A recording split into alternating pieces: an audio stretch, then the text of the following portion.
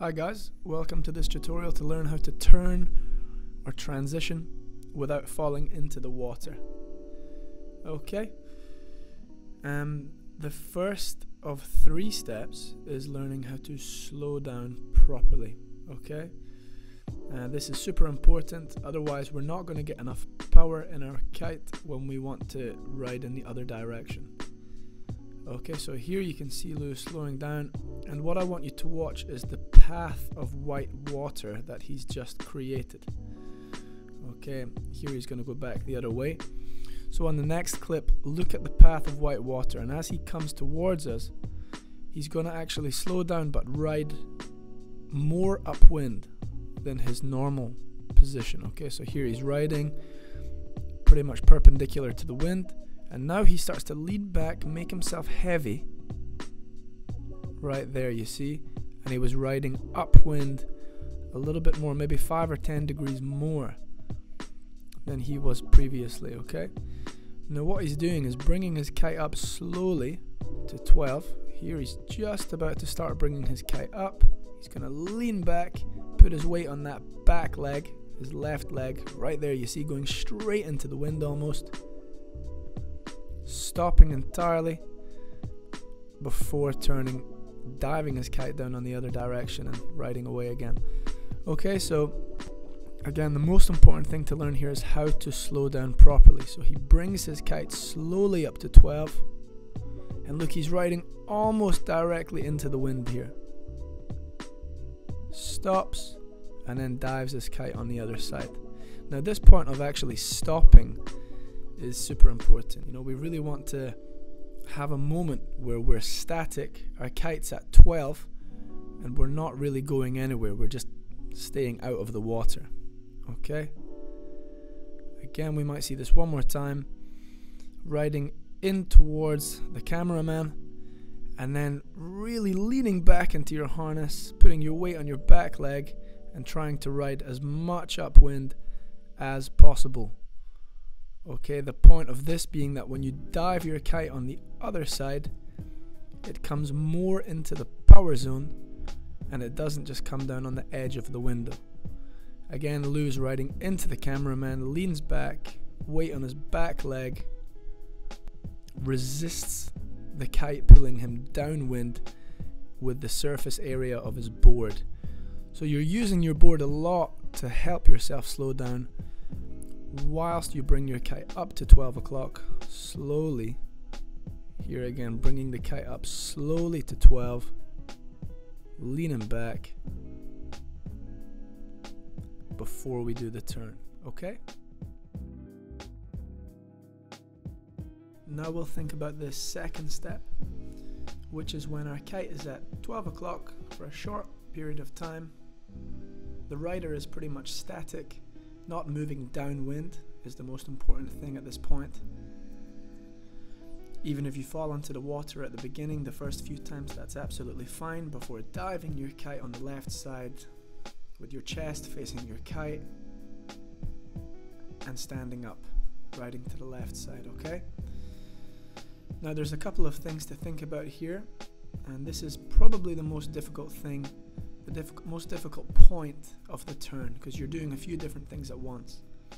Now one thing you want to do is pull the bar into your body, just like right now, whilst your kite is above you, okay, at 12 o'clock. Now this is going to stop you from sinking. So again, Lou brings his kite up to 12 o'clock very slowly. He leans back, makes himself heavy, pulls the bar a little bit to stop himself falling down. And now it's all about, of course, diving the kite on the other side of the window into the power zone to get some power. And before Lou does that, before he brings his kite down on the left side, you're going to see that his chest goes from facing the right side now to facing his kite whilst it's at 12, and then towards the left side. Okay, so you need to always follow your kite with your chest, anticipate where you're going to put the kite, and follow that with your body position. Another thing is Lou's legs. Here he's shifting his weight from his left leg, which is his back leg now, over to his right leg. So his kite's at 12, he pulls the bar a little bit. Now he's going to go left hand, shifting his weight onto his right leg, bending his right leg, and that helps him point his board downwind to get some speed. Okay, again, coming back in, weight is on the left leg. As the kite comes to 12, slowly pull the bar a little bit to stop yourself sinking. Put your weight on the right leg, back leg, point the board downwind, maybe even straighten your left leg a little bit, your front leg, and that's it. Okay, again, as Lou comes back in, his weight is on his left leg, his back leg. Kite's at 12, pulls the bar a little bit, follows the kite with his chest, and bends his back leg to point his board downwind. This helps him get some speed and momentum. Again, same story here. Pull the bar a little bit. The weight now goes onto his right leg, but he doesn't lean back enough. Okay, so when the kite comes into the power zone, he forgets to lean back, and so he falls forward. Okay? And now the last step, step 3, which involves diving the kite down on the left side into the power zone to get enough speed to ride away from the turn, which we can see was not successful this time because the kite is on the edge of the window. So this is just like when you do your water start. When your kite's at 12, you must bring your kite down aggressively on the left side, the direction that you wish to travel, and into the power zone. Now right now we are directly behind Lou,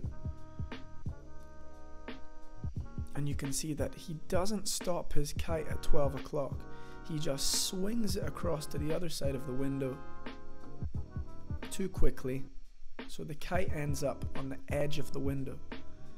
Now this is the point of riding upwind slowly, bringing your kite up to 12, allowing it to stop at 12 o'clock for maybe half a second as you pull the bar in, making sure you don't fall down, and now you dive the kite down into the power zone, directly downwind of you, to get enough power to ride away from the turn. Okay? Of course, you need to remember your chest, your body position following your kite, switching the weight from your back leg, left leg now onto the right leg, pointing the board a little bit downwind now, and bringing the kite again into the power zone. Probably the most important part about this is allowing your kite to stop briefly at 12 o'clock, right above your head, before diving it down into the power zone aggressively, bending your back leg, pointing your board downwind, and allowing yourself to get some momentum, some speed. There we go, look, the kite is right in the power zone, and Lou rides away from the turn.